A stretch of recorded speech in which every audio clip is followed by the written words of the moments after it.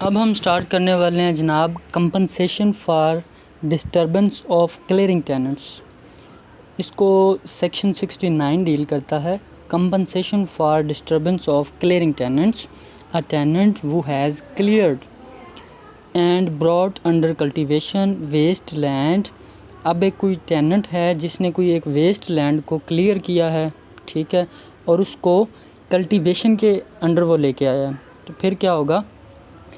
He has not a right of occupancy shall, उसके पास कोई भी राइट भी नहीं है ऑक्यूपेंसी का।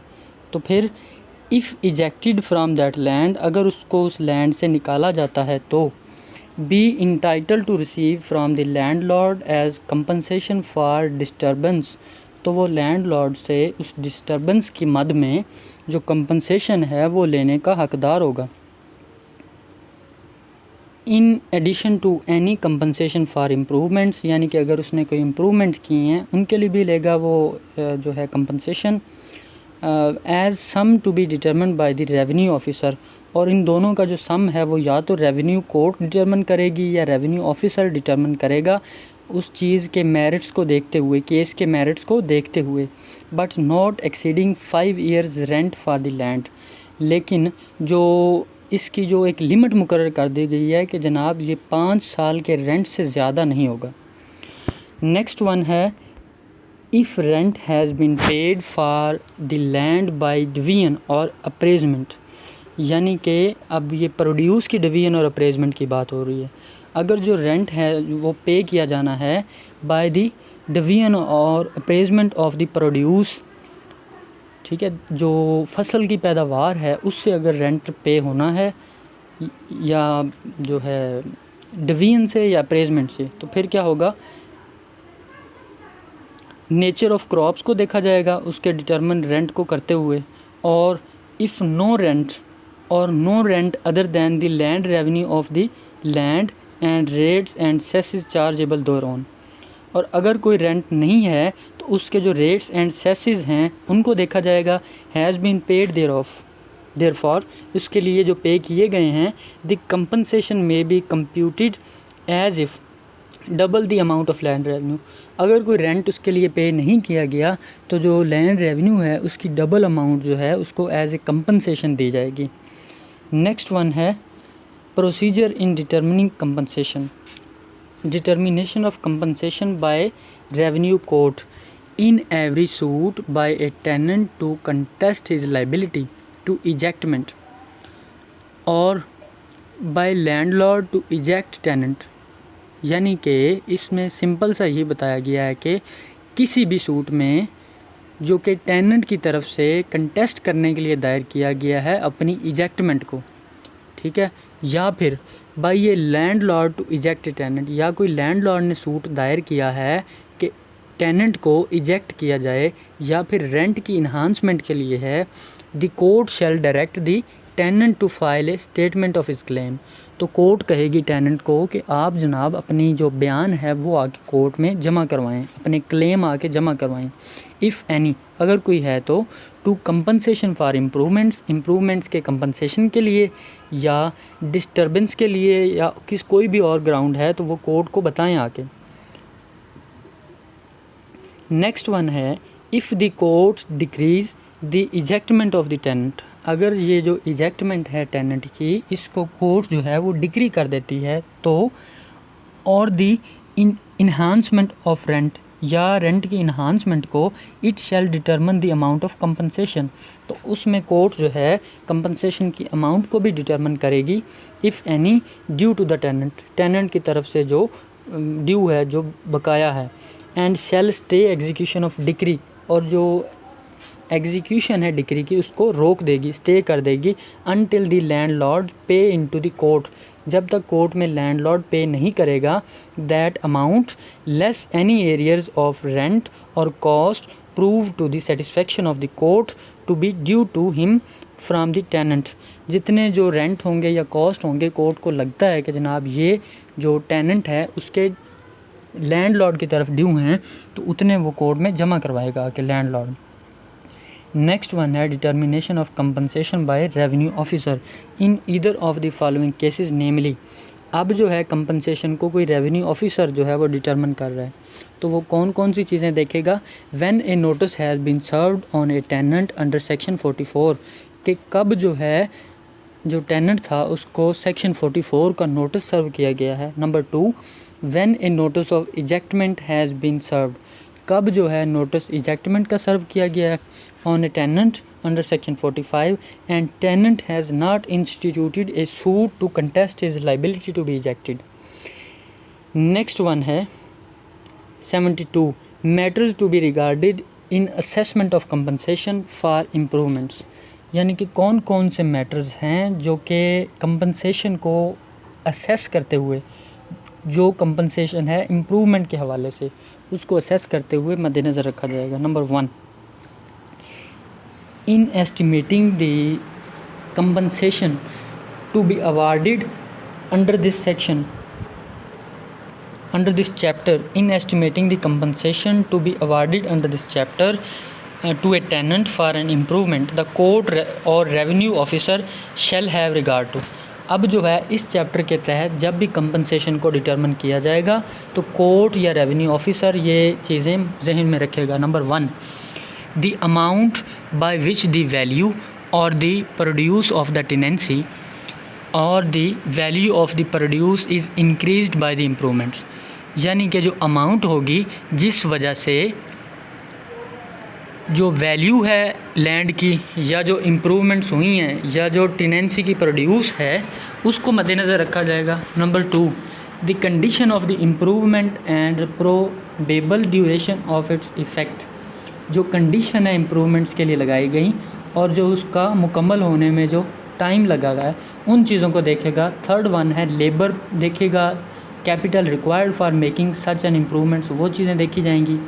फोर्थ वन है कोई भी रिडक्शन और रिमिशन ऑफ रेंट है, यानी कि कोई रेंट में कमी वगैरह की गई है तो वो चीज़ें देखी जाएंगी। नेक्स्ट वन है इन केस ऑफ रिक्लेमेशन और of the conversion of unirrigated into irrigated land the length of time. अब जो है कोई पहले अनइरीगेटेड लैंड थी उसको टेनेंट ने किस में कन्वर्ट किया है, इरीगेटेड लैंड में किया है, तो फिर जो है जो टाइम ड्यूरेशन देखा जाएगा कि कितना टाइम टेनेंट ने लगा के ये इम्प्रूवमेंट्स बनाई हैं और कितना टाइम उसने इसका बेनिफिट लिया है। ये सारी चीज़ें जनाब इसमें देखी। अब हम स्टार्ट करने वाले हैं चैप्टर नंबर 7 जो कि डील करता है जुरिस्डिक्शन एंड प्रोसीजर के साथ। अब जुरिस्डिक्शन और प्रोसीजर किसका, वो जनाब रेवेन्यू ऑफिसर का। सबसे पहले हम जुरिस्डिक्शन की बात करेंगे सेक्शन 75 में कि there shall be the same classes of revenue officer under this act as under Punjab land revenue act, यानी कि इस एक्ट में भी सेम रेवेन्यू ऑफिसर्स होंगे, same class of revenue officer होंगे जैसे कि हमने पढ़े हैं लैंड रेवेन्यू एक्ट 1967 में। And in absence of order of the provincial government, और जहाँ कहीं पे भी कोई प्रोविंशियल गवर्नमेंट का आर्डर मौजूद नहीं होगा, to the contrary a revenue officer any class having jurisdiction within any local limits under that act shall be a revenue officer. तो फिर किस रेवेन्यू ऑफिसर की कोई भी क्लास जो कि इस काम के लिए जुरिस्डिक्शन रखती हो वो क्या कहलाएगी, एज एन रेवेन्यू ऑफिसर ही वो एक्ट करेंगे। ठीक हो गया। नेक्स्ट वन है the expression collector and board of revenue have the same meaning as in the land revenue act, और जहाँ पे जो लफ्ज़ इस्तेमाल हुए हैं कलेक्टर या बोर्ड ऑफ रेवेन्यू तो उनका जो सेम मीनिंग जो लैंड रेवेन्यू एक्ट में इस्तेमाल किया गया यहाँ पे भी किया जाएगा। नेक्स्ट है 76 application and proceedings applications and proceedings cognizable by revenue officers, यानी कि अब कौन कौन सी एप्लीकेशंस हैं या प्रोसीडिंग्स हैं जिनका इख्तियार समात या जो काबिल दस्त अंदाज़ी बाय द रेवेन्यू ऑफिसर होंगी। The following applications and proceedings shall be disposed of by the revenue officer such as, जिनमें ये शामिल होंगी जो है डिस्पोज ऑफ करेगा रेवेन्यू ऑफिसर या कर सकता है। And no court shall take cognizance of any dispute और matter with respect to which any such application or proceeding might be made or had, और इसमें कोई भी जो कोर्ट होगी वो कॉग्निजेंस नहीं ले सकेगी, उसका इख्तियार समाअत नहीं होगा, वो काबिल दस्तअंदाज़ी बाई कोर्ट नहीं होगी। इसमें कुछ ग्रुप्स बता दिए हैं, 3-4 ग्रुप्स के ये चीज़ें जो हैं, इनमें रेवेन्यू ऑफिसर के पास प्रोसीडिंग्स का राइट होगा। फर्स्ट ग्रुप है proceeding under section 27 for the adjustment of rents, यानी कि सेक्शन 27 के तहत कोई भी प्रोसीडिंग चलाई जाती हैं रेंट की एडजस्टमेंट के हवाले से, तो उनका जो राइट होगा उन प्रोसीडिंग चलाने का वो रेवेन्यू ऑफिसर के पास होगा। नेक्स्ट वन है proceeding under section 27A। 27A के तहत जो प्रोसीडिंग होंगी। नेक्स्ट है proceeding relating to remission and suspension of rent under section 30। Next है application under section 43 for ejectment of the tenant, ये भी रेवेन्यू ऑफिसर की प्रोसीडिंग होंगी। नेक्स्ट है application under section 45, application under section 53 and 54, application under section 53 and 54 by landlord for possession of land, ऊपर वाला था by the tenants, ये है बाय द लैंडलॉर्ड। नेक्स्ट है G proceeding under chapter 6 with respect to the award of compensation for improvements और disturbance, यानी कि chapter 6 के तहत जो प्रोसीडिंग चलाई जाएंगी कंपनसेशन के हवाले से, जो इम्प्रूवमेंट्स की कंपनसेशन होगा या डिस्टर्बेंस की कंपनसेशन होगा, तो वो भी proceeding by the revenue officer ही होंगी। एच है second group applications under section 17 with respect to division और अप्रेजमेंट ऑफ प्रोड्यूस, यानी कि सेक्शन 17 में जो हम करते हैं अप्रेजमेंट या डिवीजन करते हैं प्रोड्यूस की, तो वो भी एप्लीकेशन किसके पास जाएंगी, वो भी रेवेन्यू ऑफिसर के पास ही जाएंगी। नेक्स्ट है application under section 45 and section 71, तो वो भी किसके पास, रेवेन्यू ऑफिसर के पास। Application for the determination under section 49 के तहत जो भी डिटर्मिनेशन होगी वो भी एप्लीकेशन रेवेन्यू ऑफिसर के पास जाएंगी। नंबर 2 है under section 49 and 74 of the value of such crops और sum payable to the tenant for labour and capital expended, तो ये लेबर के लिए या जो उसका सरमाया लगा है उसके तमाम जो एक्सपेंसेस होंगे, ठीक है, और जो उसने लैंड तैयार की है और उसको लैंड को कल्टीवेट करने की अब इजाज़त नहीं दी जा रही, तो फिर क्या होगा, उसका भी जो केस होगा वो भी जाएगा रेवेन्यू ऑफिसर के पास। थर्ड ग्रुप है application under section 31, application under section 36, ये तमाम एप्लीकेशन जाएंगी रेवेन्यू ऑफिसर के पास। नेक्स्ट है application under section 43, application under section 53, application under section 54, ठीक है, जो कि नोटिस वगैरह हमने देना है कि वो जनाब अगर कोई भी ट्रांसफ़र या कोई भी लियन वगैरह हुई है तो उसको फॉरक्लोज करे अपनी इंटेंशन को। एक्सेप्ट एज, अब इसकी एक एक्सेप्शन भी आ गई, except as otherwise provided by the rule made by the board of revenue in this behalf. Number 1 है कि कहाँ पे उसका जो इख्तियार समाअत है या जो कॉग्निजेंस है प्रोसीडिंग्स के हवाले से वो नहीं ली जाएगी। नंबर 1 है अ कलेक्टर और assistant collector of first grade में dispose of any application and proceedings mention in sub section 1। अब जो सब सेक्शन 1 हमने पढ़ा था उसमें जितनी भी वो सेक्शन वगैरह लिख दिए गए थे या जितनी भी प्रोसीडिंग्स लिख दी गई हैं, एप्लीकेशंस लिख दी गई हैं, उनको जनाब कलेक्टर या एसी जो है वो भी डिस्पोज ऑफ कर सकते हैं। Number 2 an assistant collector of second grade not being naib tahsildar may dispose of any of the application. अब जो है ऊपर जो भी एप्लीकेशन बताया दी गई हैं वो जो है असिस्टेंट कलेक्टर जो सेकंड ग्रेड का है वो भी उनको डिस्पोज ऑफ कर सकता है, लेकिन बशर्त ये है कि वो नायब तहसीलदार ना हो, इससे ऊपर के रैंक का हो। नेक्स्ट है जी in naib tahsildar when invested with the powers of assistant collector, और जब ऊपर हमने पढ़ा था कि नायब तहसीलदार नहीं कर सकता, अब नीचे उन्होंने ये एक्सप्लेन कर दिया गया है कि जब नायब तहसीलदार को एसी ग्रेड 2 की जो है वो पावर्स दे दी जाएंगी तब वो एप्लीकेशंस को डिस्पोज ऑफ कर सकता है, जो कि थर्ड ग्रुप में लिख दी गई हैं। नेक्स्ट है 77 revenue courts and suits cognizable bye them. इसमें जनाब ये कह रहे हैं कि कौन सी रेवेन्यू कोर्ट्स होंगी, ठीक है, और वो किस तरह के जो सूट्स होंगे या दावाजात होंगे उनकी कॉग्निजेबल या कॉग्निजेंस लेंगी।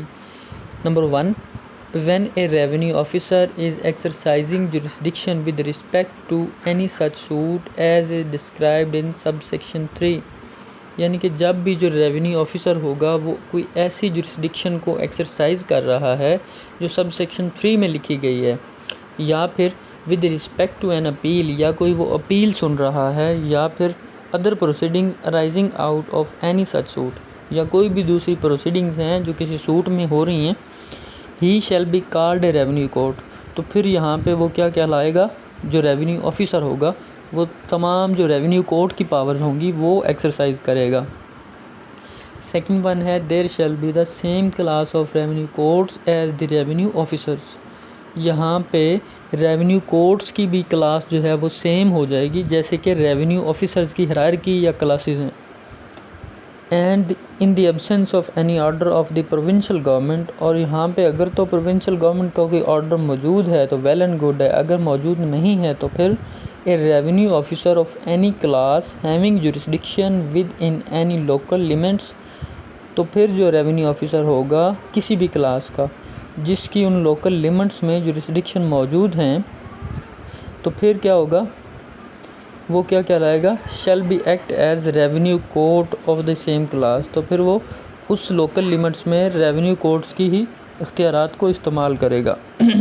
सॉरी। नेक्स्ट है third one, the following suit shall be instituted in and heard and determine by revenue courts. अब यो कुछ जो हैं सूट बता रहे हैं कि जनाब ये वाले सूट जो हैं इनको रेवेन्यू कोर्ट ही डिटर्मन करेगी और डिसाइड करेगी। And no other court shall take cognizance of any dispute और matter in respect to which any suit such might be instituted. अब इसमें ये कुछ सूट्स बता दिए गए हैं, एक list provided that number 1 procedure where revenue matter is raised in a civil court. अब क्या तरीके का अडॉप्ट कर लिया जाएगा, अगर तो कोई रेवेन्यू के हवाले से, कोई पैसों के हवाले से कोई मैटर है जो कि रेवेन्यू कोर्ट में या सिविल कोर्ट में जो है वो रेज़ किया गया है, where in a suit cognizable by and instituted in a civil court it becomes necessary to decide. जब भी कोई मैटर जो है वो इंस्टीट्यूट कर लिया जाएगा सिविल कोर्ट में तो फिर वो ज़रूरी हो जाएगा टू डिसाइड एनी मैटर, तो किसी भी मैटर को वो डिसाइड करेंगी, which can under this sub section be heard, जिसको वो सुन सकती हैं इस सेक्शन के तहत जो कोर्ट्स है civil court, and determined only by a revenue court, और ये सिर्फ़ और सिर्फ डिटर्मन किया जाएगा रेवेन्यू कोर्ट की मदद से। The civil court shall endorse upon the plaint the nature of the matter. अब ये जो दावा होगा उस पे जो सिविल कोर्ट होगी वो लिखेगी कि जनाब ये मैटर जो है उसकी नेचर क्या है, for the decision and the particulars required, और तमाम जो पर्टिकुलर्स होंगे जो कि ऑर्डर 7 जो है प्लेंट के हवाले से और उसका रूल 10 जिसमें लिख दिए गए हैं वो तमाम पर्टिकुलर्स भी प्लेंट पे लिखे जाएंगे। CPC and return the plaint for presentation to the collector, और ये जो प्लेंट होगी उसको रिटर्न कर दिया जाएगा कि जनाब ये जो प्लेंट है इसको आप कलेक्टर के पास ले जाएं, मुतलका रेवेन्यू ऑफिसर के पास ले जाएं। नेक्स्ट है clause 2, on the plaint being presented to the collector. जब कोई भी प्लेंट है वो कलेक्टर के सामने पेश की जाएगी, the collector shall proceed to hear and determine the suit, तो कलेक्टर जो है उसको क्या करेगा, सुनेगा और ऐसा जो सूट होगा उसको डिटर्मन करेगा। Where the value thereof exceed ₹10,000, और अगर उस सूट की जो वैल्यू है ठीक है वो 10,000 से बढ़ जाती है, या फिर कोई ऐसा मैटर है जिसमें कोई जो है सेक्शन 73 क्लॉज 3 उसमें इन्वॉल्व है, या जो सेक्शन 77 की क्लॉज 3 में लिखा गया है, या फिर first group of Punjab tenancy act 1877 में है, या फिर कोई दूसरा ऐसा केस है जिसको सेंड किया जाना है टू दी AC जो फर्स्ट ग्रेड है, तो फिर क्या होगा, फर्स्ट ग्रुप अब कौन कौन से मैटर जो हैं ऊपर हमने पढ़ा कि फ़र्स्ट ग्रुप के हवाले से होंगे। जो फर्स्ट ग्रुप में number 1 suit between landlord and tenant, अगर कोई सूट है जो कि लैंडलॉर्ड और टेनेंट के दरमियान है फॉर द इन्हांसमेंट और reduction of the rent. And next है suit between landlord and tenant for addition to और अबेटमेंट ऑफ रेंट, ठीक है। एंड नेक्स्ट वन है सूट अंडर सेक्शन 34 और for the determination of rent है। And ये first group के suits हैं। सेकंड ग्रुप के कौन कौन से सूट्स हैं? Suit by tenant to establish a claim to a right of occupancy, जो टेनेंट सूट एक दायर करेगा कि उसका जो क्लेम है उसके पास राइट ऑफ ऑक्यूपेंसी मौजूद है। या फिर जो है लैंडलॉर्ड ये कोई सूट करेगा to prove that a tenant has not such a right, कि जनाब ये टेनेंट के पास राइट मौजूद नहीं है। नेक्स्ट है suit by landlord to eject a tenant. अब जो है कोई लैंडलॉर्ड वो क्या करेगा, वो सूट एक दायर करेगा कि टेनेंट को निकाला जाए। नेक्स्ट वन है suit by tenant under section 45 to contest liability to ejectment.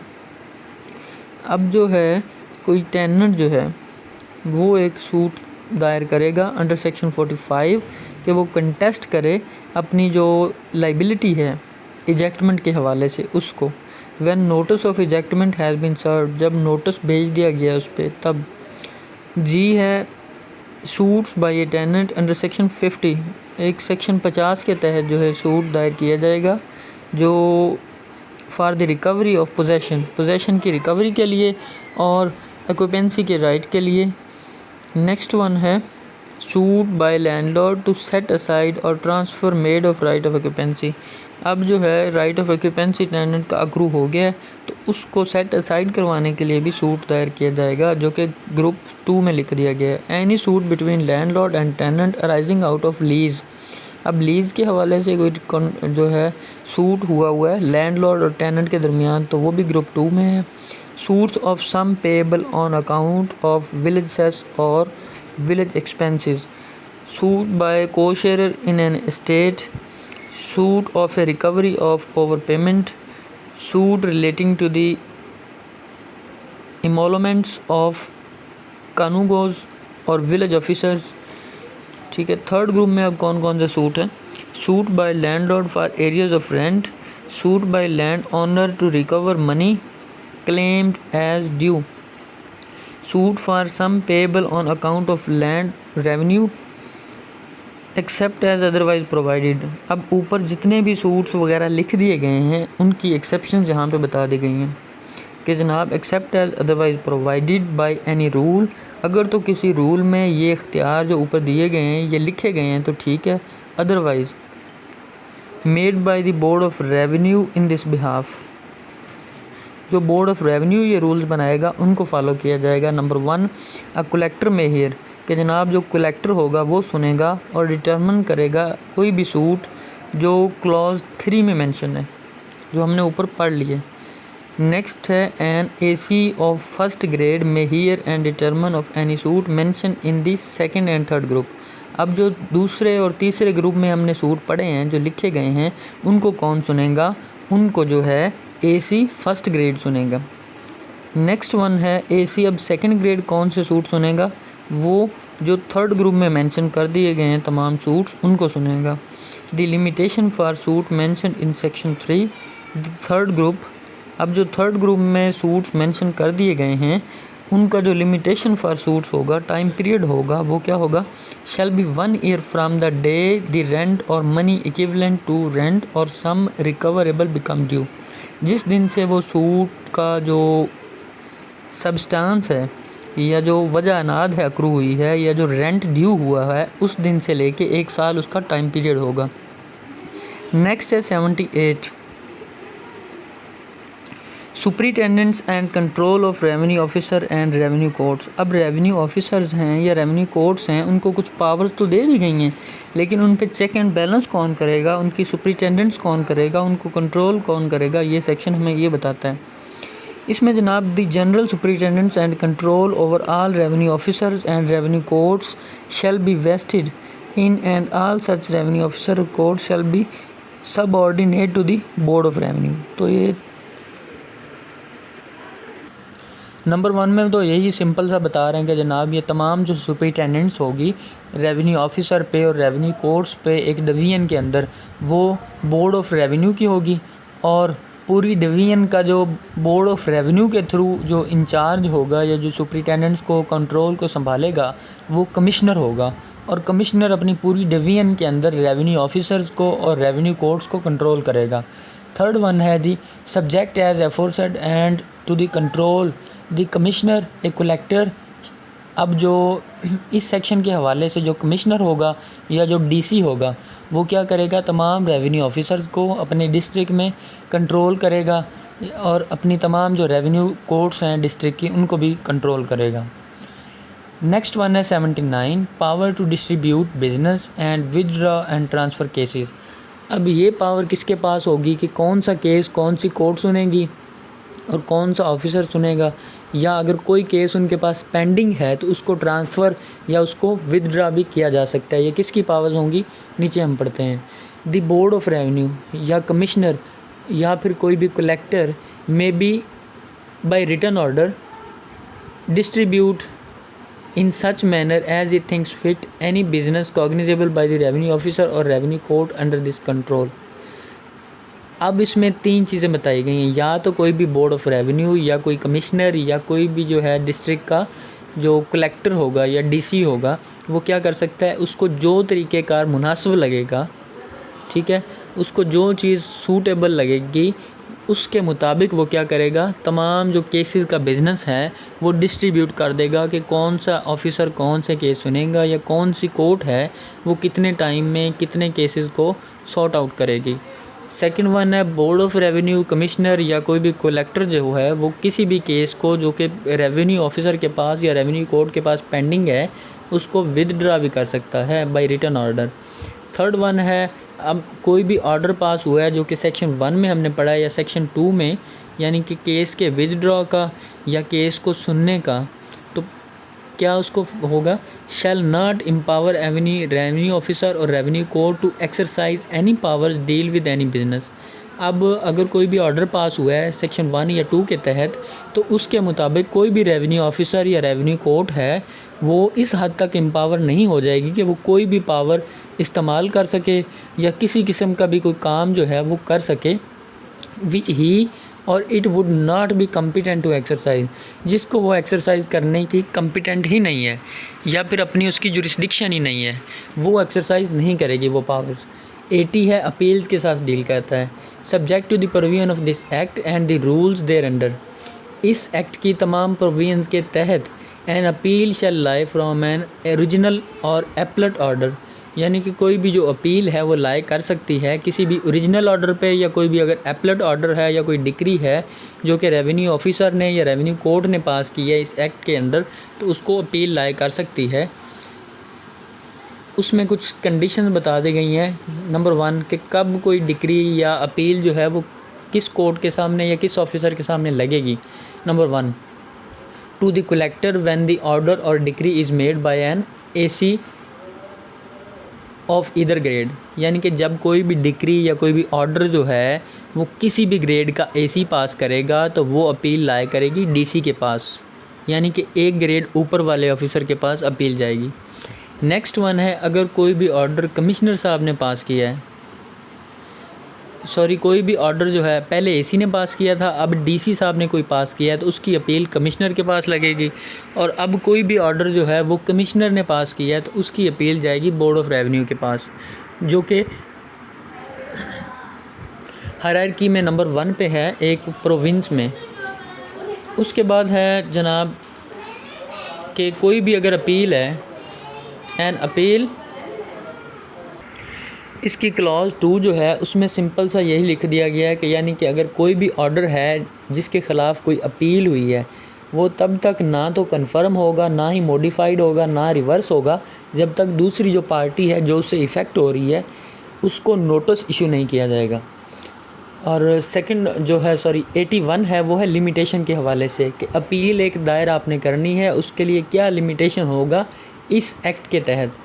तो उसमें वो सिंपल सा यही बता रहे हैं, when an appeal lie to the collector 30 days, जब कोई अपील कलेक्टर के पास जानी है, डीसी के पास जानी है तो 30 दिन के अंदर अंदर आपने अपील करनी है। नंबर 2 है कोई भी अपील अगर कमिश्नर के पास जानी है तो 60 दिन है। अगर कोई भी अपील जो बोर्ड ऑफ रेवेन्यू के पास दायर करनी है आपने, उसके लिए जो टाइम पीरियड है, जो लिमिटेशन पीरियड है सेक्शन 81 के तहत, वो 90 डेज़ है। नेक्स्ट वन है 82, review by revenue officer. A revenue officer such as may be either of his own motion or on the application of any party interested, review and on so reviewing modify, reverse or confirm any order passed by himself or by any of his predecessor in this office। अब review जो होता है ये इसको बोलते हैं हम नज़र सानी भी बोलते हैं, या फिर इसको ये बोलते हैं कि जो कोर्ट या कोई भी ऑफिसर जो ऑर्डर पास करता है, आप उसी कोर्ट के पास एक जो है एप्लीकेशन देते हैं कि जनाब इस ऑर्डर को आप काइंडली दोबारा देखें, दोबारा इस पर नज़रसानी करें। तो इसको हम बोलते हैं कि रेवेन्यू जो है वो रिव्यू है, सॉरी, बाय रेवेन्यू ऑफिसर। तो जो रेवेन्यू ऑफिसर है वो किसी की भी एप्लीकेशन पे या फिर ख़ुद क्या कर सकता है, किसी भी जो उसने ऑर्डर अपना पास किया उसको मॉडिफाई, रिवर्स या कंफर्म कर सकता है। और उसकी जो प्रोवाइज़ो हैं, प्रोवाइडेड एज़ फॉलोज़, ये वाले काम वो नहीं करेगा। An order passed by his predecessor in office shall not be reviewed by the commission. अब अगर कोई भी ऑर्डर पास किया है किसी प्रीडिसेसर ने उसके ऑफिस में, तो फिर क्या करेगा, commissioner without first obtaining the sanction of the board of revenue. अगर कोई ऑर्डर कमिश्नर ने उसको रिव्यू करना है तो फिर क्या करेगा, वो बोर्ड ऑफ रेवेन्यू की पहले सैंक्शन लेगा। नंबर 1 है अगर तो कलेक्टर ने किसी ऑर्डर को रिव्यू करना है तो फिर वो कमिश्नर की सैंक्शन लेगा। एंड इसी तरह से ये सारी हायरार्की बनेगी। अब हम पढ़ते हैं जनाब सेक्शन 83 जो कि computation of periods limited for appeal and application for review के साथ डील करता है। In the computation of period for an appeal from or an application for review of an order under this act, the limitation thereof shall be governed by the limitation act। यानी कि वो ये कह रहे हैं कि अगर आपने किसी भी अपील का या एप्लीकेशन का अगर टाइम पीरियड या टाइम लिमिटेशन जो है वो कंप्यूट करना है, वो काउंट करना है, तो वो आप कैसे उस टाइम पीरियड को काउंट करेंगे कि जनाब इतने दिन हो गए हैं या 90 दिन हो गए हैं, 60 दिन हो गए हैं, 30 दिन हो गए हैं। तो उसके लिए आप लिमिटेशन पीरियड को देखेंगे थ्रू लिमिटेशन एक्ट 1908। जो लिमिटेशन पीरियड लिमिटेशन एक्ट में लिख दिया गया है वही यहाँ पे भी लागू होगा। 84 है power to call for examine and revise proceeding of revenue officer and revenue courts. अब जो रेवेन्यू ऑफिसर हैं या जो रेवेन्यू कोर्ट्स हैं उनकी जो ऑर्डर्स हैं वो किसके पास उसकी पावर है कि उसको कॉल या एग्जामिन या रिवाइज कर सकता है, दी board of revenue. The board of revenue में एट एनी टाइम कॉल कर सकता है, रिवाइज़ कर सकता है या उसको एग्ज़ामिन कर सकता है कोई भी ऑर्डर जो कि उसका सबऑर्डिनेट रेवेन्यू कोर्ट या रेवेन्यू ऑफिसर पास करेगा। नंबर 2 है एक कमिश्नर और कलेक्टर, यानी कि कोई भी कमिश्नर है या कोई भी कलेक्टर जो है, डीसी है जो, वो क्या कर सकता है, वो भी किसी भी ऑर्डर को कॉल कर सकता है जो कि पेंडिंग है अभी या ऑर्डर हो चुका है उसको, जो कि रेवेन्यू ऑफिसर के सामने या रेवेन्यू कोर्ट के सामने। थर्ड वन है if in any case in which a collector has called for a record he is of opinion that the proceeding taken और द ऑर्डर और decree made should be modified. अब जो है कोई भी रिकॉर्ड जो collector ने मंगवाया है अपने ऑफिस में किसी भी अपने सबऑर्डिनेट रेवेन्यू ऑफिसर से या रेवेन्यू कोर्ट से, तो उसको अगर लगता है कि जनाब ये जो ऑर्डर पास हो चुका है इसको मॉडिफाई, रिवर्स हो जाना चाहिए, ही शैल सबमिट द रिकॉर्ड, फिर वो रिकॉर्ड को भेज देगा विद हिज ओपिनियन, अपनी ओपिनियन के साथ कमिश्नर के पास। नेक्स्ट वन है if after examining A record, अगर जो रिकॉर्ड जो आया है कमिश्नर साहब के पास सेक्शन 1 के तहत या 2 के तहत या 3 के तहत, तो उसको क्या किया जाएगा, वो सबमिट कर दिया जाएगा किसके पास, बोर्ड ऑफ रेवेन्यू के पास। तो फिर क्या होगा, द बोर्ड ऑफ रेवेन्यू या फिर जो कमिश्नर होगा एज द केस में भी, जैसे उसकी ओपिनियन होगी उसमें इंटरफेयर करेगा उन प्रोसीडिंग्स में या फिर उस ऑर्डर में या डिक्री में, और शैल पास एन ऑर्डर अकॉर्डिंगली, और अपनी ओपिनियन के मुताबिक ही रिकॉर्ड को देखते हुए ऑर्डर पास कर देगा। फिफ्थ वन है if after examining the record, अगर रिकॉर्ड को देखने के बाद बोर्ड ऑफ रेवेन्यू को ये लगता है या उसकी ये ओपिनियन है कि जनाब जो ये ऑर्डर हुआ था या जो ये डिक्री हुई थी on any ground of which high court in the exercise of revisional jurisdiction, जिसमें हाई कोर्ट के पास जो है वो एक्सरसाइज करती है, हाई कोर्ट रिवीनियल जुरिस्डिक्शन है, may under the law for the time being in force interfere with the proceeding, वो उन प्रोसीडिंग्स में इंटरफेयर कर सकता है, और एन ऑर्डर और decree of a civil court, या कोई ऑर्डर है या डिक्री है सिविल कोर्ट की, उसको क्या करेगा, shall fix a day for hearing of the case, उस केस की हेयरिंग के लिए कोई दिन मुकर्रर कर देगा, and may on that on any subsequent day, उसी डेट पे या उससे कोई और दिन जो है वो तय करके क्या करेगा, मे एडजर्न द हियरिंग, और उस हेयरिंग को अगली कोई तारीख भी दे सकता है, और मे अपॉइंट इन दिस बिहाफ, या पास सच ऑर्डर, या उसके लिए कोई ऑर्डर पास कर सकता है जैसे उसको कोई मुनासिब ऑर्डर लगेगा according to law. 6th one है except when the board of revenue fix under subsection 5 a day for hearing of the case, no party has any right to be heard before the board of revenue when exercising its powers under the section। जब जो है इस section के तहत, जो section 84 है, इसके तहत बोर्ड ऑफ रेवेन्यू अपनी पावर्स को एक्सरसाइज कर रहा है, तो वो बाउंड नहीं है कि वो किसी भी पार्टी को सुने, और या ना ही किसी पार्टी का ये राइट है। उसके बाद प्रोसीजर ऑफ रेवेन्यू ऑफिसर, अब कौन सा प्रोसीजर जो है वो रेवेन्यू ऑफिसर अडॉप्ट करेंगे, इसको हम नेक्स्ट जो है वीडियो हमारी उसमें करेंगे।